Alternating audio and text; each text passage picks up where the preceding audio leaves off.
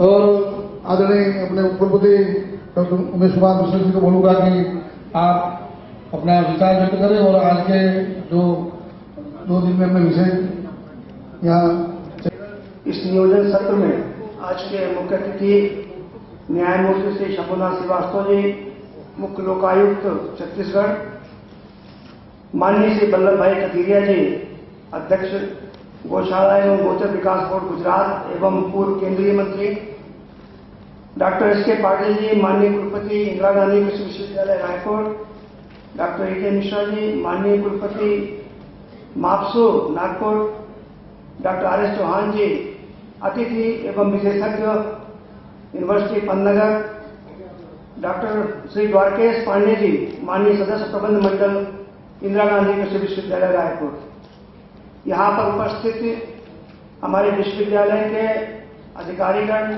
अधिष्ठाता, निदेशकगण, हमारे अतिथिगण, विशेषज्ञ, खासकर डॉक्टर हितेश भाई जानी जी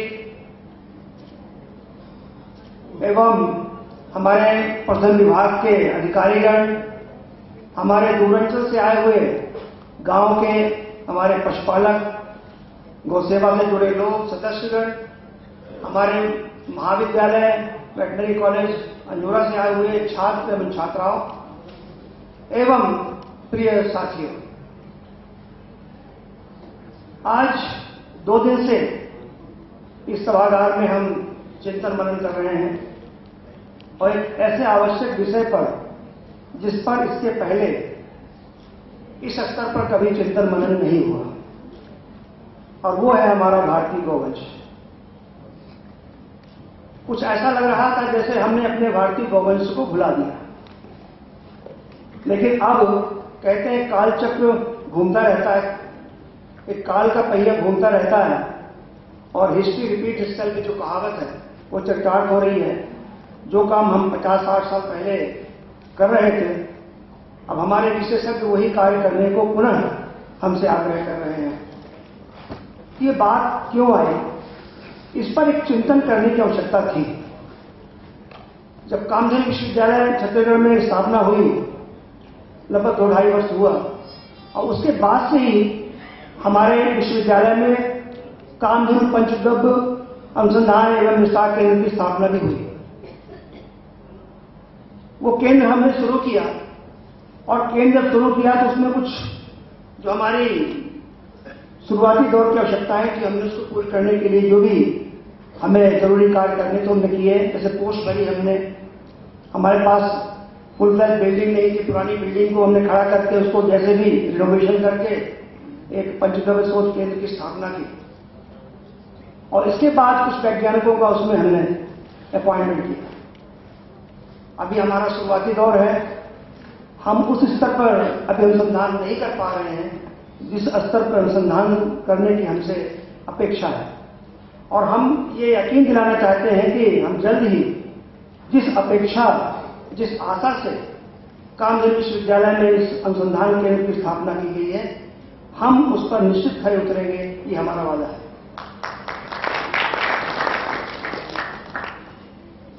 आज हमारे देसी गौवंश की श्रेष्ठता तो पहले से ही थी, हम कोई नई चीज नहीं कह रहे हैं, ये तो प्रतिपादित हम आज कर रहे हैं। जो शास्त्रों में, वेदों में लिखा हुआ है उसको हम पुनः जागृत कर रहे हैं, उसका पुनः हम प्रकाश में ला रहे हैं, जबकि ये चीजें पहले से स्वयं सिद्ध है। और हमने देखा कि अगर हमने उस पर ध्यान नहीं दिया तो हम कितने विपरीत परिस्थितियों से गुजर रहे हैं, कितने विपरीत परिस्थितियों में हमारा समाज गुजर रहा है, कितनी तरह की बीमारियों को हम झेल रहे हैं। ये हमें, मुझे बताने की जरूरत नहीं है, ये 2 दिन की कार्यशाला में हमने सुना और अपने विशेषज्ञों से इसकी जानकारी जानी, फोटोग्राफ से दिखाए। कैंसर, हार्ट की बीमारी, ब्लड प्रेशर की बीमारी, त्वचा रोग, गाउट, ये कितनी तरह की बीमारियों के नाम हम लोग सुन रहे हैं जो आजकल प्रचलित हो रही हैं। और क्यों हो रही है? क्योंकि हमने अपना गौवंश को छोड़ दिया, उस पर ध्यान नहीं दिया। दूध भी ऐसा पी रहे हैं जो विषैला है। मैं समझता हूं कि ये 2 दिन की जो हमारी कार्यशाला रही है, उससे हमको कहीं न कहीं एक झकझोरा हमारे मन में वो बात आई है कि कहीं हम वास्तव में भटक गए थे और हमको अब सही रास्ते में आने की आवश्यकता है। खासकर हमारे गौशालाओं से जो आए हुए प्रतिनिधि हैं, किसान भाई हैं, पशुपालक हैं, उनके मन में बात जरूर आई होगी कि कहीं न कहीं हमसे चूक हो रही है, अब उसको सुधारने की आवश्यकता है। इवन हम लोग वैज्ञानिक, हमारे मन में भी विचार आया कि जब इतने इसके रिजल्ट अच्छे हैं गौमूत्र के, पंचगव्य के, तो क्यों ना हम उसको अपने जीवन में अपनाएं। कई हमारे साथी बोल रहे थे मैं तो कल से ही गौमूत्र रख लेना शुरू करूंगा ताकि मेरी जो इम्यूनिटी है वो बढ़े।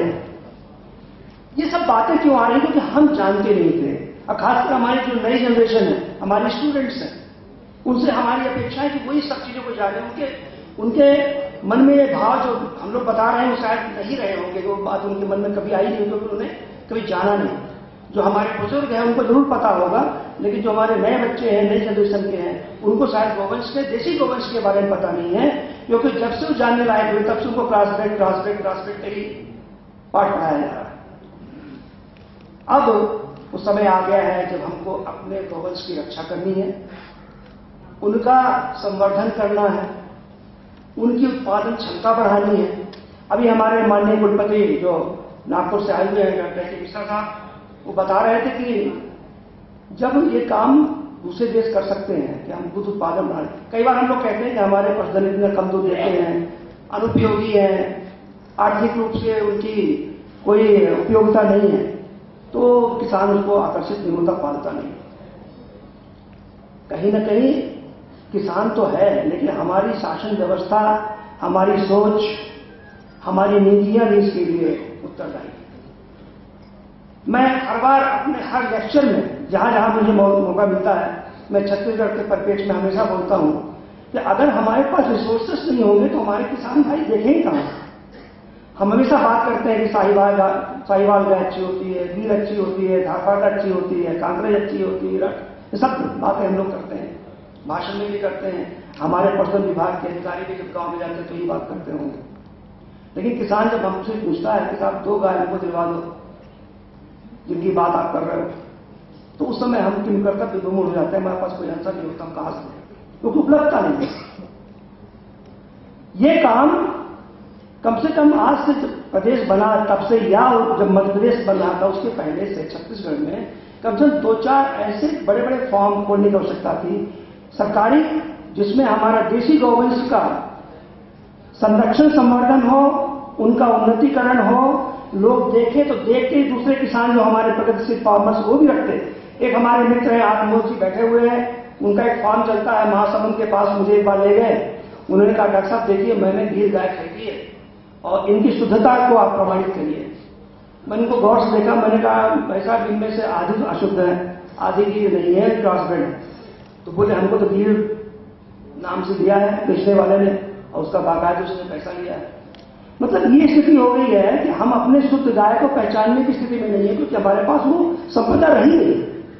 आप जहां भी जाइए, मैं भाई साहब चर्चा कर रहा था कि साहिवाल के सबसे अच्छे फार्म जो थे यूपी में थे। चकगजरिया फार्म था लखनऊ के पास, बाबूगढ़ में था, सहारनपुर में था। चकगजरिया फार्म तो बंदी ऑलमोस्ट बंदी कर दी। अब वहां आप ढूंढने जाएंगे तो अच्छी गाय नहीं मिलेगी।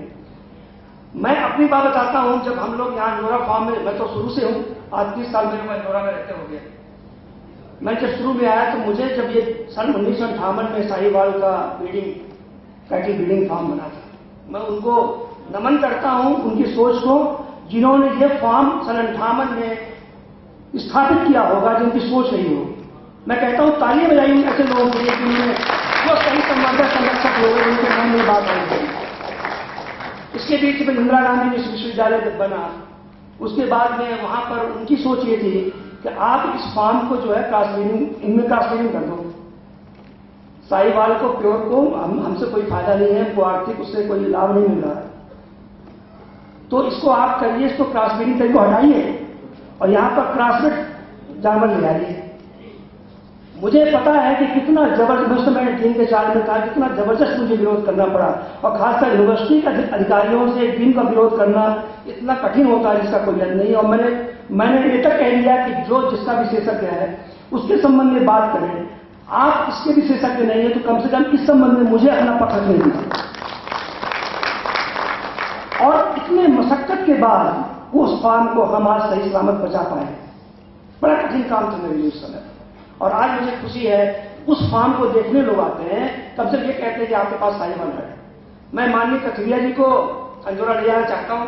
कल अगर डॉक्टर साहब आपको समय मिले तो आप मेरे साथ चलिए और आप खुद देखेंगे कि वो फार्म कितने मेहनत से बनाया गया, जिसने भी बनाया होगा वो आज भी हम तो मेंटेन नहीं हुए। हम उससे संतुष्ट नहीं है, हम और चाहते हैं कि उसकी उत्पादन क्षमता बढ़े। अभी डॉक्टर साहब बोल रहे थे मिश्रा साहब की सिलेक्शन ब्रीडिंग एआई हम कब से करके आ रहे हैं, लेकिन जो फोकस डे पे जो कह रहे हैं वो नहीं हो पा रहा। फोकस डे से कैसे करना, उसको कैसे पीढ़ी दर पीढ़ी उसका उन्नयन करना, ये काम हमको करना है और हम करेंगे इसको। हमारा विश्वविद्यालय अब इस मामले में सक्षम है। अब हमको किसी से सलाह लेने की जरूरत नहीं है, किसी से पूछने की, हम स्वयं सक्षम है, हम खुद उसको करके दिखाएंगे।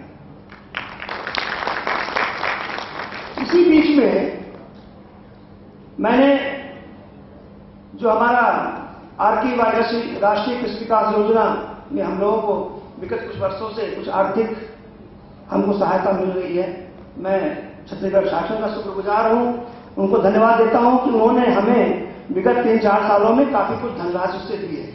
और हमने अपना कैंपस, विश्वविद्यालय का कैंपस, कॉलेजेस का कैंपस, तीनों हमारे जो कॉन्स्टिट्यूएंट कॉलेज हैं, वेटनरी कॉलेज, डेयरी कॉलेज और फिशरीज कॉलेज, इनमें हमने अधोसंरचना विकास को डेवलप करने में काफी कुछ प्रगति की है।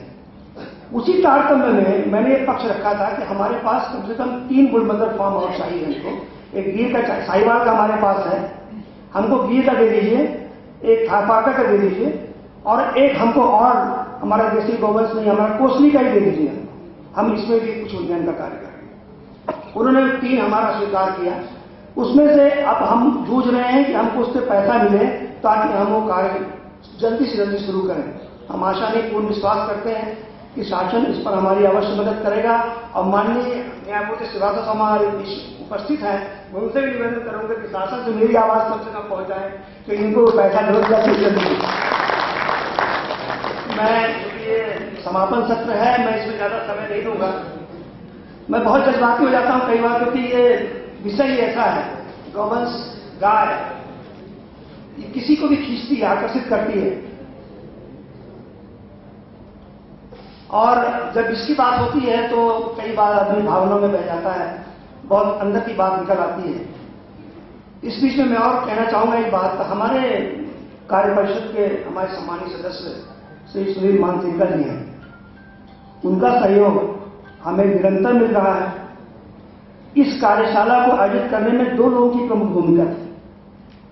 उसमें पहले तो डॉक्टर वल्लभ भाई जी भी है, इनसे मेरा परिचय नहीं था, लेकिन दिल्ली में एक देसी गोवंश की एक दिवसीय कार्यशाला हुई और मेरी बहुत इच्छा थी कि उस कार्यशाला में मैं जाऊं। मैं गया भी, और मेरी इच्छा डॉक्टर वल्लभ भाई जी से मिलने थी, क्योंकि मैं इनके बारे में सुन रखा था कि वो मेडिकल डॉक्टर हैं, MBBS है, MS है, ऑन्कोलॉजिस्ट हैं, कैंसर के सर्जन हैं, अभी भी वो एक्टिव सर्जरी करते हैं, दवाई करते हैं, लेकिन इसके बाद भी फुल टाइम वो देसी गौवंश के कार्य में लगाते हैं।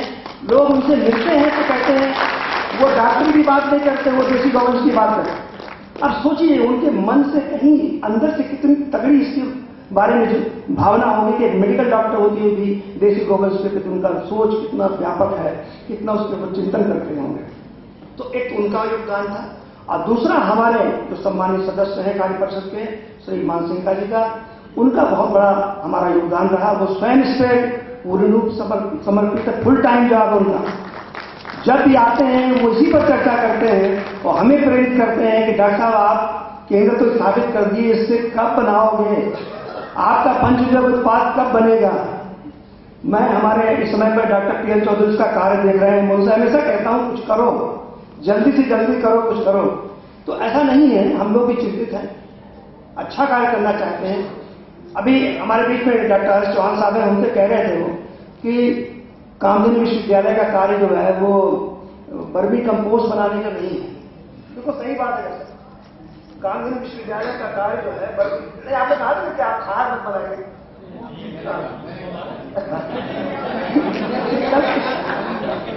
अच्छा आपने कहा, अच्छा सॉरी डॉक्टर हितेश भाई सॉरी, हितेश भाई साहब ने कहा था कि कामधेनु विश्वविद्यालय का काम अनुसंधान होना चाहिए, ये काम उनको नहीं करना है, इसमें अपनी एनर्जी वेस्ट नहीं करना चाहिए, ऐसा कुछ उनका मकसद था। वास्तव में हमारा इनिशियल स्टेज था, तो हमें जो जल्दी संभव हो सकता था वो हमने शुरू किया। आगे चल के एक तो और मैं चीज बताऊं जो हमारी कठिनाई हो रही है, हम वेटनरी कॉलेज के जो हमारे वैज्ञानिक लोग हैं, पशु विशेषज्ञ हैं, उनकी रुचि पता नहीं क्यों ये कामधेनु पंचगव्य को कुछ कम से रहती है। और मैं उनको कहता हूं कि आगे चल के अगर आपको कोई उन्नति दे सकता है तो ये कामधेनु दे, और मुझे भी उन्नति मिले तो कामधेनु दे। उनको ये शायद समझ नहीं आ रहा, और मैं आशा करता हूं कि आज के 2 दिन के कार्यक्रम से उनको शायद कुछ जागृति आए उनके मन में, और इस कार्य को उन्हें और अनुसंधान के रूप में अच्छा अनुसंधान करते हैं, ऐसा नहीं है, ज्ञानी है, उनके रिसर्च टेम्परामेंट है, अच्छी प्लानिंग कर सकते हैं, लेकिन आवश्यकता है कि इस विधा से जुड़ने की, इसके प्रति उनमें इंटरेस्ट जागने की, जो मुझे उम्मीद है कि वो इस दिशा में आएंगे। मैं ज्यादा समय नहीं लूंगा, आगे मैं ये जो हमारे यहाँ हमारे जो भी सेशंस हुए हैं, हमारे विशेषज्ञों के जो भी यहाँ पर प्रेजेंटेशंस हुए हैं, उनके आधार पर, और हमारे जो रिपोर्टियर्स हैं उन्होंने जो रिकमेंडेशन दी है उनको आधार मानते हुए कुछ हमने एक्शन प्लान डेवलप किया है। मैं आप सबके सामने उस एक्शन प्लान को मैं यहाँ बताऊंगा, और मैं चाहूंगा कि इसमें अगर कोई संशोधन की अगर गुंजाइश हो, जो कि हो सकती है रहे, तो उसको भी पॉइंट आउट करने का कष्ट करेंगे। नंबर 1 में मैं पहले इंग्लिश में बोलूंगा, इसके बाद हिंदी में बोलूंगा, क्योंकि उन्होंने इंग्लिश में कही। Establishment of bull mother experimental farms of Gir, Tharparkar and Kosli breed of cattle for selective breeding for productivity enhancement. चयन पद्धति द्वारा उत्पादकता वृद्धि हेतु गिर, थारपारकर एवं कोसली नस्ल के गोवंश अनुसंधान संस्थान की स्थापना करना, मतलब बुल मदर फार्म की स्थापना करना। तो ये तो हमारे प्रायोरिटी लिस्ट में पहले से भी था, और इस रिकमेंडेशन में आया, तो इसका हम सराहना से स्वागत करते हैं। देन दूसरा है skill enhancement programme of indigenous cattle farming and panchagavya products will be taken up from different state and centrally sponsored skill enhancement program। पंचगव्य एवं देसी नस्ल के गायों के पालन में कौशल विकास कार्यक्रम को केंद्र एवं राज्यों के कौशल विकास कार्यक्रम में समावेशित किया जाएगा। तीसरा है studies will be undertaken for optimising nutritional requirements of indigenous cattle through non conventional feed resources. गैर पारंपरिक पोषण संसाधनों के माध्यम से देसी नस्ल के गौवंश का समुचित पोषण संबंधी विषयों पर गहन अध्ययन किया जाएगा। चौथा है facilities for creation facility will be created for studying disease resistance, status of indigenous breed of cattle and on marker assisted selection of disease resistance. देसी नस्ल के गोवंश में पाए जाने वाले रोग प्रतिरोधक क्षमता को संकेतक आधारित रोग प्रतिरोधकता के चयन के माध्यम से अध्ययन एवं सुविधाओं को उपलब्ध कराया जाएगा। पांचवा है research will be undertaken so as to establish therapeutic potential of panchagavya products in Kamdhenu and panchagavya research and extension centre in university. Kamdhenu panchagavya अनुसंधान एवं विकास केंद्र में उपचार क्षमता हेतु अनुसंधान केंद्र स्थापित किया जाएगा। Standardisation and certification laboratories will be established on panchagavya products Kamdhenu and panchagavya research and extension centre. Kamdhenu panchagavya अनुसंधान एवं विस्तार केंद्र में प्रमाणीकरण प्रयोगशाला का स्थापना की जाएगी। The quality control laboratory will be established setup in Kamdhenu and panchagavya research and extension centre. Kamdhenu panchagavya विस्तार केंद्र में गुण नियंत्रण प्रयोगशाला स्थापित की जाएगी। Efforts would be initiated to set up organic animal husbandry practices in farms exclusively established for this purpose. पशुपालन हेतु प्रयास किए जाएंगे, जैविक पशुपालन हेतु प्रयास किए जाएंगे। Life stock products technology department of Veterinary College Anjora will lay special emphasis on UG/PG teaching and research on cow dung, urine, panchagavya products. पशु चिकित्सा महाविद्यालय में पशु उत्पादन एवं प्रौद्योगिकी विभाग LPD डिपार्टमेंट में स्नातक एवं स्नातकोत्तर की शिक्षा में गोमूत्र एवं गोबर एवं पंचगव्य के अध्यापन हेतु विशेष प्रबंध किया जाएगा। बच्चों को कौशल विकास में की जिम्मेदारी हमारे विश्वविद्यालय के अंतर्गत हमारे डिपार्टमेंट डायरेक्टरेट ऑफ एक्सटेंशन की होगी और साथ ही वेटनरी कॉलेज के एक्सटेंशन विभाग की होगी। Next, service of the Ayurvedic doctor of university will be utilised for treating human health problems of the campus initially.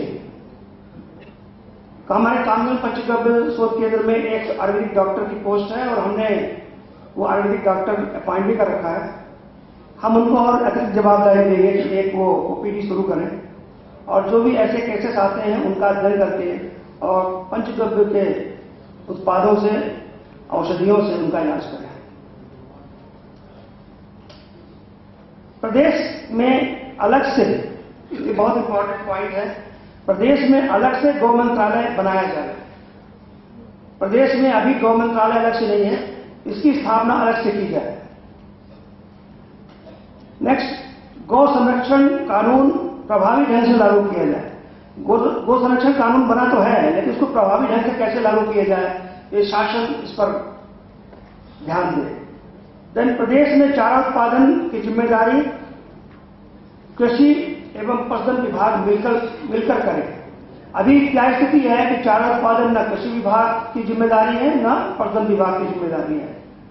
हम लोग चाहेंगे कि इसमें कृषि विभाग और पशुधन विभाग मिलकर रिस्पॉन्सिबिलिटी लें ताकि इस पर कुछ काम आगे बढ़े। मैं इन शब्दों के साथ इसमें अगर कोई एडिशनल सब्सट्रैक्शन कुछ करना है तो मैं आमंत्रित करता हूं विचार। ठीक है, ओके सर। एक बार पुनः मैं आप सभी का, हमारे अतिथियों का मैं धन्यवाद देना चाहता हूं कि जो हमारे आमंत्रण को स्वीकार करके आज हमारे इस कार्यक्रम में पधारे। मुझे सभी सहभागियों का जो इसमें लगातार 2 दिन से आ रहे हैं उनका मैं बहुत बहुत धन्यवाद देना चाहता हूं। खासकर हमारे बच्चों का जो हमारे कॉलेज से अपनी कक्षाओं को छोड़ के इन सत्रों में आके और उन्होंने यहाँ पर बहुत उपयोगी जानकारी स्थापित की है, जानकारी ग्रहण की है। इस शब्दों के साथ बहुत बहुत धन्यवाद।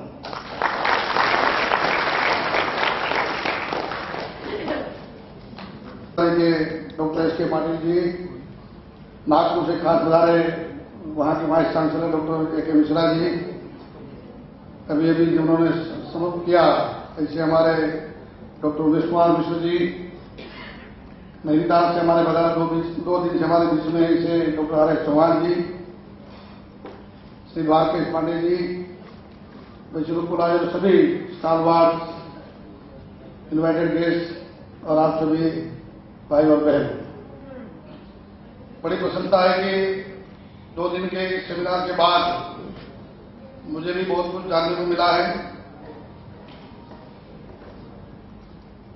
जैसे अभी आदरणीय उपराष्ट्रपति श्री उमेश कुमार मिश्र जी ने एक्शन प्लान के बारे में डिस्कशन किया। मैं सीधा उन पर जाते हुए 2-4 जो मेरे सजेशन थे वो आपके सामने रखना, प्रस्तुत करना चाहूंगा। मुझे लगता है एक तो पहला काम तो ये करना चाहिए कि अपनी ये कामधेनु यूनिवर्सिटी, कृषि यूनिवर्सिटी, सरकार के सभी डिपार्टमेंट जो एग्रीकल्चर और एनिमल हस्बेंड्री के साथ जुड़े हुए हैं, जैसे हमारी एनडीडीबी, उसके साथ अलग अलग एनजीओ जहां काम कर रही हो स्टेट लेवल पे, जैसे कि क्रिकेट ट्रस्ट हो, क्रिकेट ट्रस्ट हो या तो बायक हो, हमारे केवी के कृषि विज्ञान केंद्र हैं, सरकार के ऐसे डेयरी फार्म होंगे, अपना डेयरी फेडरेशन गुजरात को अपने छत्तीसगढ़ सरकार का, इन सब का एक कन्वर्जेंस करके मुझे लगता है कि एक स्टेट लेवल की एक एपेक्स बॉडी भी आप बनाओ और उसमें कन्वर्जेंस करो एक्टिविटीज का। तो सभी एक्टिविटी कहीं ना कहीं हो रही है, एक दूसरे को पता नहीं है, या तो डुप्लीकेशन हो रहा है, कोई एरिया बिल्कुल खाली रह जाता है, कोई एरिया में 5-6 एनजीओ काम कर रही है। उसके बजाय समग्र स्टेट का एक दृष्टिकोण रख करके और काम का बंटवारा भी हो जाए और काम के बारे में एक बड़ा काम भी दिखाई देगा कि कितना बढ़िया काम ये सभी डिपार्टमेंट द्वारा अपने एनिमल हस्बेंड्री में या गौ सेवा में हो रहा है।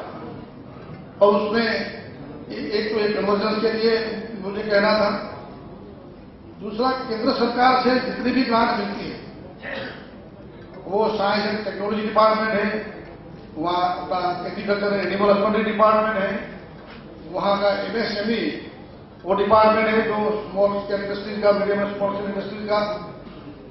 वैसे बैंकिंग है, नाबार्ड से लेकर अलग अलग बैंकिंग सिस्टम, वहाँ की एपेडा और बहुत सी ऐसी जो केंद्र सरकार की भी योजना है, उनके बारे में भी सोच करके वहां से कैसे बटोरे जाए, कैसे वहां से कैसे स्कीम के आधार पर पैसा लाया जाए, इनका भी एक चिंतन करने की, उनके आधार पर प्रोजेक्ट करके प्रोजेक्ट बना करके यहाँ से स्टेट लेवल से केंद्र सरकार में भेजे जाए। एक मैं बात कहूंगा एनआईटी की, नेशनल इंस्टीट्यूट एनिमल बायोटेक्नोलॉजी, जो अपने हैदराबाद में है, उनके साथ मिलकर के जो आप न्यूक्लियस, अच्छा ये जो लिखा है ना, establishment full mother experimental farm मत करो, अब एक्सपेरिमेंटल नहीं, अब तो डायरेक्ट प्रैक्टिकल फार्म, ये फार्म ही बनाना है आपको, गिर का, सरवाल का, भोसले का, और उसमें एक एनआईटी का साथ ले सकते हैं। हमारे एक दो मिस्टर कीनी यूके से और बाकी के यूएसए से आए थे, कौशिक मिस्टर, उनका भी साथ लेकर के काफी मात्रा में ऐसा फॉरेन इन्वेस्टमेंट भी हम ला सकते हैं। केवल अपनी सरकार ये बाद में शुरू करे, इसके बजाय ऐसा कोई प्रोजेक्ट बना करके चलो अपना न्यूक्लियस हब बनाना है, ये जो गुलबदर फार्म न्यूक्लियस हब या तो इलाइट हब बनाना है, ऐसी कोई एनजीओ को जोड़ो, ऐसी कोई सीएसआर, आज बहुत सी कंपनियां तैयार देने को तैयार है, रिलायंस लगे हुए, इससे लेकर भारत सरकार के भी बहुत बड़े ऑर्गेनाइजेशन से पब्लिक एंटरप्राइज है, उनका भी साथ लेकर के कैसे अलग अलग प्रोजेक्ट में उनका जोड़ दिया जाए, एमओयू करके कहीं ना कहीं ज्वाइंट प्रोजेक्ट करके, तो ये भी बड़ी आवश्यकता है, तो इसे अलग अलग जगह से लाने। दूसरी बात है अपने जो दूसरा है स्किल एनहांसमेंट प्रोग्राम, उसमें अपने जो सेल्फ हेल्प ग्रुप है महिला का, उनको बहुत और यंग लड़का उनमें जोड़ने की बहुत आवश्यकता है। गांव गांव से सेल्फ हेल्प ग्रुप अपने कोई न कोई पंचगव्य प्रोडक्ट बनाने में, उनका प्रशिक्षण करने में उनको जोड़ेंगे, तो जैसे हमारे देश भाई ने बताया ईश्वरिया की जो कोऑपरेटिव है, यहाँ की जैसी कोऑपरेटिव इंस्टीट्यूट भी हो, उनको भी इसमें जोड़ा जाए। तीसरी बात है और फीड के लिए जो बात करती है ना, गौ चारा, उसके साथ साथ यहाँ कोऑपरेटिव बेस पर कैटल फीड फैक्ट्री भी बनाई जा सकती है। गुजरात में एनटीपीसी के पास है, वहां हमारे जो डेयरी है, सागर डेयरी है, यहाँ किसान की कोई बात करें, मेहसाना, राजकोट, अलग अलग 3-4 डेयरी ऐसे जो अपने एरिया में वो कैटल फीड बना करके अपने किसानों को यानी पशुपालकों को बांटती है और एकदम रिजनेबल रेट पर। तो इनका भी है कि यहाँ कैटल फीड फैक्ट्री भी बनाई जा सकती है, ताकि अलग अलग 1 बने 2 बने और कोई प्राइवेट फैक्ट्री भी बनाए या तो कोऑपरेटिव बनाए। और बात है जो रिसर्च की, उसमें मैं कहना चाहूंगा कि एक तो करिकुलम में भी थोड़ा इंडिजिनाइजेशन करो। अब बहुत हमने फॉरेन बुक पढ़ी, बहुत हमने विदेशी लेखक को पढ़ा।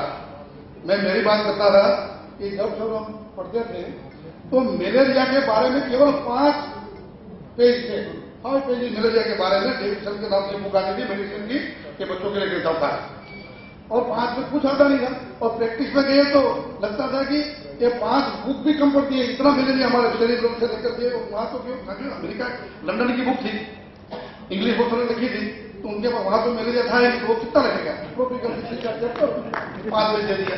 और हमारे यहाँ तो बुक की बुक बन पड़ती आज जरूरत है। तो अपने आप भी वो तैयार करो, सब लोग लेखक बनो, है अपने रिसर्च के आधार पर बुक बनाओ और अपने टेक्स्ट बुक का टोटल रिवैम्पिंग करो। मुझे लगता है कि बहुत जरूरी है टोटल टेक्स्ट बुक का रिवैम्पिंग करना। जब आपसे तैयार हो जाओ, आप भी अभी से सोचने लगो, जब आप भी डॉक्टर बन जाओ, उसके बाद कैसी बुक बनाना, कैसी रेफरेंस बुक बनाना, टेक्स्ट बुक, इस सब के बारे में आगे बढ़ना चाहिए। उसके साथ साथ जो मैंने कल कहा था, एक पीएचडी लेवल के लिए, एमफिल करने के लिए, या तो कोई भी एमबीए, इनके लिए भी एक कामधेनु चेयर अलग तरीके से आप यूनिवर्सिटी बना सकते हैं, या तो और भी यूनिवर्सिटी को आप प्रोजेक्ट करो। फिर कोई भी यूनिवर्सिटी है जो बाकी के आर्ट्स, कॉमर्स, साइंस के कोर्सेज चलाती है, उसको कभी आप अपनी यूनिवर्सिटी में कामधेनु चेयर बनाओ और वहां सेमिनार होते रहे, वहां रिसर्च प्रोजेक्ट होते रहे। जैसे हमारे स्पीच भाई ने कहा था, इंटरडिसिप्लिनरी बहुत बढ़िया सब्जेक्ट है। हमने आर्ट, कॉमर्स, साइंस और फार्मेसी वाले डॉक्टर, सभी लोग जो पढ़ते हैं, वेकेशन में आते हैं और 3 महीने के लिए उनको प्रोजेक्ट देते हैं। फिर गौशाला सिविल इंजीनियरिंग का स्टूडेंट है, उसको पता है कि आप अच्छी से अच्छी इको फ्रेंडली गौशाला कैसे बने। आर्किटेक्ट का स्टूडेंट है, आप ऐसा है कि आर्किटेक्ट अपने इको फ्रेंडली या तो लो कॉस्ट आर्किटेक्ट डिजाइन बनाओ गौशाला बनाने के लिए। वही फार्मेसी का स्टूडेंट है, गौमूत्र में क्या क्या जैसे बात हुई है, तो उनके बारे में आज किडनी स्टोन है, किडनी स्टोन को ऐसे बेड करने के लिए गौमूत्र कैसे काम कर सकता है, तो आप प्रोजेक्ट करो। वेटरनरी डॉक्टर है तो आप पशु चिकित्सा में, गौ चिकित्सा में गौमूत्र और गोबर का उपयोग, पशुकर्मी का उपयोग, जिसे मैंने पहले कहा, उनके लिए भी उनको ऐसे ऐसे सब्जेक्ट दिए जाए, दिए जाए, या तो जो एमएससी करते हैं या तो पीएचडी करते हैं, उनको ऐसे ऐसे सब्जेक्ट दिए जाए। एक और जो मुझे सजेशन देना है,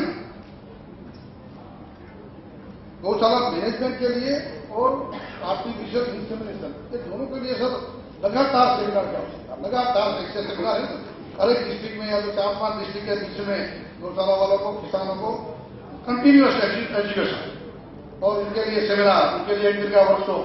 और वैसी कोई गौशाला में, जैसे कोई प्राइवेट जो इंस्टीट्यूशन है वहां है तो अपनी कोई भी कॉलेज में लगातार यह ट्रेनिंग के बारे में भी सतत करने की आवश्यकता है। एक बात है, मार्केटिंग की बात आई थी, तो एक्सप्लोर किया जाए। यहाँ का खादी और विलेज मिशन होगा, केंद्र सरकार, उनके बहुत से आउटलेट है। आपका एग्रो इंडस्ट्री कॉर्पोरेशन होगा स्टेट का, उनके भी आउटलेट होंगे। जो मंडी की बात है एपीएमसी, वो मंडी में भी ऐसे बहुत से आउटलेट बना सकते हैं, या तो प्राइवेट तौर पर भी कर सकते हैं। तो इनके बारे में भी सोचा जाए, मार्केटिंग की भी व्यवस्था साफ था। और जैसे कहा आपने, हमारे मिश्रा जी ने कही भाई, उनको प्रोजेक्ट को भी वायबल बने और साथ में अपना बिजनेस भी चले। एक गाय को भी बचाने के लिए इस सब हमें करना पड़ेगा। गौचर विकास की बात है, आपको मुझे याद आया अभी कि आप भी एक टीम गुजरात आए, दौरा करें, हमारे मेहमान बने। मैं आपको अच्छी अच्छी गिर गाय की गौशाला की और कांग्रेस की और गौचर विकास और बाकी के जो हमारे अलग अलग अपने प्रयोग किए, उनका भी एक 3-4 दिन का प्रवास कीजिए। सोमनाथ का भी दर्शन हो जाएगा, द्वारकाधीश का भी दर्शन हो जाएगा, और साथ में गौ माता का दर्शन होना ही होना है हर जगह। तो एक टीम बना करके, ये भी एक मेरा सुझाव है।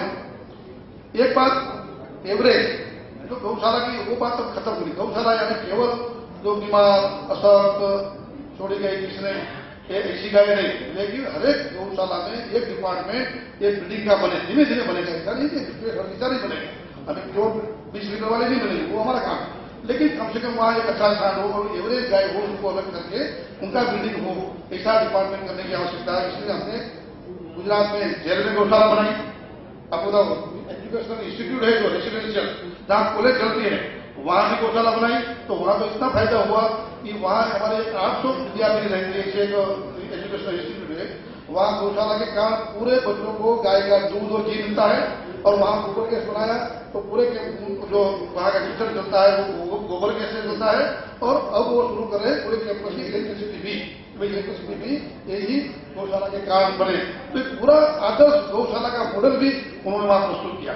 तो इसी जेल में, ऐसी शिक्षा संकुलों में और रिलीजियस इंस्टीट्यूट में, आज भोपाल में जाने वाला पर गुजरात में बहुत यहाँ पता नहीं, लेकिन हर संप्रदाय के धार्मिक मठ, मंदिर, आश्रम, उनका कॉन्टेक्ट करके उनको कभी आप गौशाला बनाएंगे और थोड़ी सी अच्छी गाय रखें, केवल डोनेशन के लिए नहीं, लेकिन ब्रीड इंप्रूवमेंट के लिए। ऐसा उनका भी एक प्रयास करना चाहिए। लास्ट में आपने जो कहा बात सही बात कही, पॉलिटिकल विल की।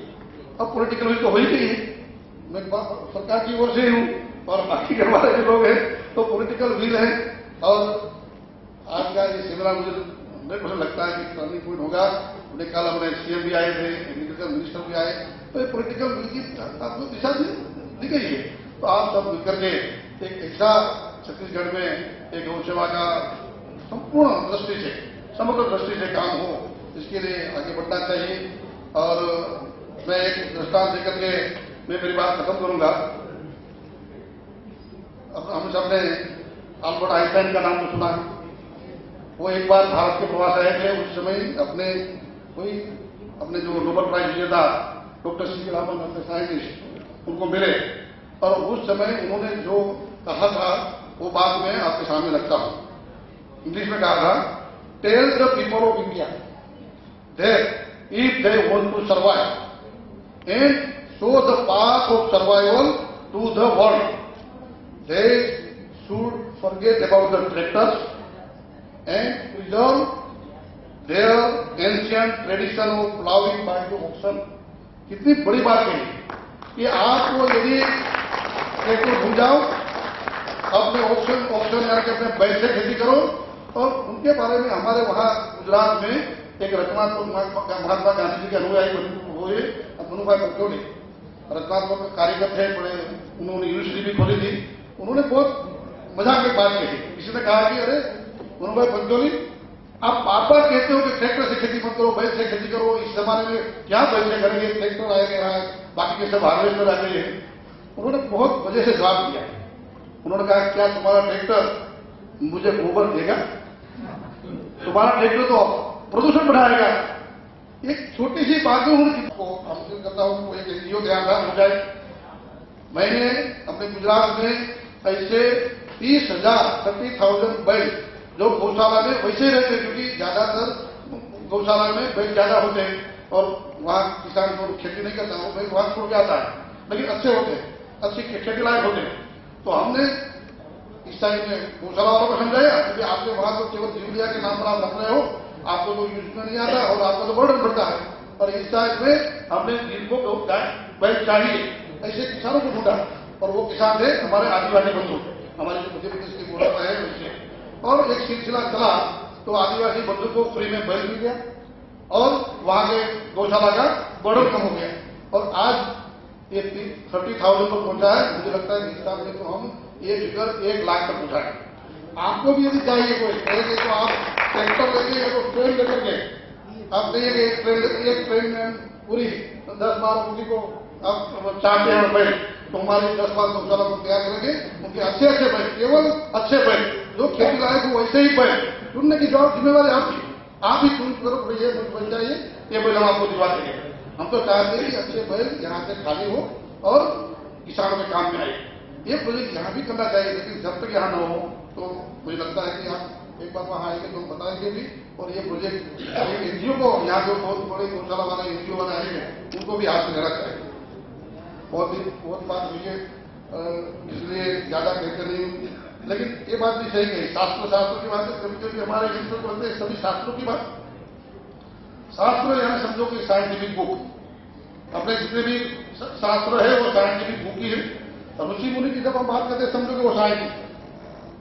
और प्रैक्टिकल एप्लीकेशन की बात है तो हमारी भारतीय जीवन शैली, हमने शास्त्रों को अपने जीवन में ऐसे उतार दिया कि वो एक जीवन शैली बन गई। हमें लगा कि ये कस्टम हो गया, रीति रिवाज हो गया, ये रिचुअल हो गया, ये रिचुअल वैसे नहीं बने। ऐसे शास्त्रों में ये हमारे ऋषि मुनियों जो साइंस, संस्कृत भाषा थी इसलिए साइंस इसका नाम ऋषि रखा होगा, और शास्त्र साइंस का नाम शास्त्र रखा होगा, और संस्कृत में श्लोक है। तो इस बात को बांध करके शास्त्रों में लिखी गई बातों को मुझे लगता है समझने का समय आया है। और इनके आधार पर हम पहले भी जैसे बाकी के लोगों ने भी कहा, यदि हम विश्व कल्याण चाहते हैं, यदि हम भारत का भी कल्याण चाहते हैं, मानव कल्याण चाहते हैं, तो गौ माता को मध्य बिंदु में रख करके ही ये होने वाला है 21वीं सदी में। मैंने कल भी कहा था, फिर आज भी करता हूं, इसलिए कि ये बात समझ करके ही हम यहाँ तक आए हैं। एक गौ गाय से जुड़े हुए हैं, तो हमारा काम है एम्बेसडर बनने का, दूध बनने का। एक आपकी यहाँ का कई हजारों है, कई लाखों में भी। आप जिस तरह से भी कहा गौ वंश का, गौ माता का प्रचार कर सके, प्रसार कर सके, कोई योजना कर सके, गौशाला बनाए, उनके लिए डोनेशन इकट्ठा करें, कोई प्रोजेक्ट बनाए, व्यवसाय के रूप में भी या तो सेवा के रूप में भी, लेकिन आप करना शुरू करेंगे तो मुझे लगता है कि ये 2 दिन के सेमिनार का सही मायने में जो हमारा मकसद था वो ये सफल हुआ होगा। इस बात के साथ फिर से मुझे लगता है कि सभी हमारे जो स्टाफ बोर्ड प्रदेश स्पीकर आए उन सबको भी धन्यवाद। अपने डॉक्टर उमेश कुमार मिश्रा जिन्होंने भी मुझे बार बार फोन करके रहते थे, अब तारीख तय करो, और 1-2 बार तो चेंज भी करनी पड़ी। अल्टीमेटली ये दिन आ गया, अच्छी तरह से हमारा सेमिनार हुआ है। और ये सेमिनार के साथ मुझे लगता है कि छत्तीसगढ़ में अभी कोई होगा ही, गवर्नमेंट में विघ्न आते, इसलिए वो चिंता मत करना, अरे साहब क्या करे, फाइल चलती नहीं है, ये सब अनुभव तो 50 साल से करते आ रहे, तो और भी करेंगे, लेकिन संघर्ष के साथ ही हमें काम करना है, और काम करते करते डेफिनेटली हमारा विजय होगा ही। इसी बात के साथ आप सबको धन्यवाद बोलते हुए 2 बात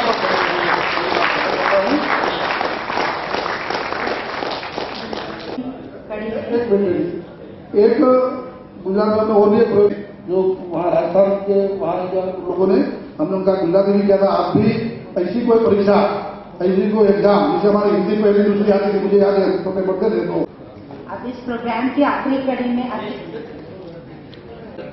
और भगवान कृष्ण का गो सेवा आयोग के जो पंजीयन में हम मौजूद हैं, पिछले लोक आयोग के प्रोसीडिंग में हमने ये निर्देश दिया है कि कम से कम 1 लाख से ज्यादा जो किसानों को ऐसा किया जाए, ढूंढा जाए जो कि गो सेवा कर सके हैं, और जो की एड हम गौशालाओं को दे रहे हैं उनको भी दें अगर उनकी स्थिति नहीं है। इस प्रकार का एक प्रयास हम लोग कर रहे हैं कि गांव में गौपालन प्रारंभ हो, किसानों के माध्यम से हो, केवल गौशालाओं के माध्यम से न हो। और ये मुझे लगता है कि 1 वर्ष के अंदर शायद हम लोग इस तरह से 1.5 लाख 2 लाख के लोगों को रोटेट कर सकेंगे। और हम तो न्याय और विधि क्षेत्र के हैं, सारे विद्वान जो इस क्षेत्र के हैं उनकी बातें आपने सुनी। और क्योंकि लोक आयोग का क्षेत्र बहुत लिमिटेड है, मिसकंडक्ट है, किसी एक्ट के अंतर्गत किसी अधिकारी का जो रोल है अगर वो नहीं कर रहा है तो हमारा क्षेत्राधिकार आ जाता है। और स्टेट गवर्नमेंट के, स्टेट लेजिस्लेचर के जितने एक्ट हैं, इस नाते हमने इसमें जो कार्रवाई प्रारंभ की है, काफी हद तक मामला चल रहा है, और जितने गौशालाएं हैं उनकी भी स्थिति काफी ठीक होने लगी, काफी ठीक हो गई है। और जो कई क्षेत्रों से अभी प्रक्रिया से बात हुई थी, यहाँ जो हमारे 90 गौशालाओं की जमीन मिल रही है, इसमें research work, urine collection work, इस तरह के ब्रीडिंग, इस तरह की चीजों का भी हम लोग प्रयास करेंगे कि हो। और जो देशी गौवंश करीब 60 तो मेरे पास इसकी लिस्ट है, उसमें जो बहुत उन्नत किस्म की उसकी ब्रीडिंग यहाँ के देशी गौ से हो। 1950 में जब ये संविधान लागू हुआ उस समय ये रीजन वगैरह नए तरह के जो ब्रीड करके बनाई गई हैं अपने देशी गौवंश को खराब करके, तो इस तरह की चीज नहीं थी। तो इसलिए जो गोवंश के बारे में लिखा गया है वो देसी गोवंश के करके उसी को आगे बढ़ाना है। और हम सब मिलकर के, सभी लोग मिलकर के काम करें।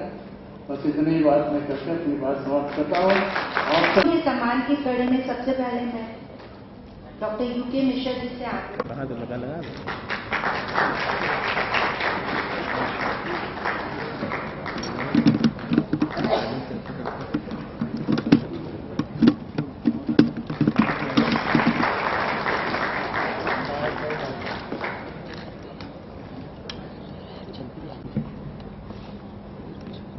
Thank you.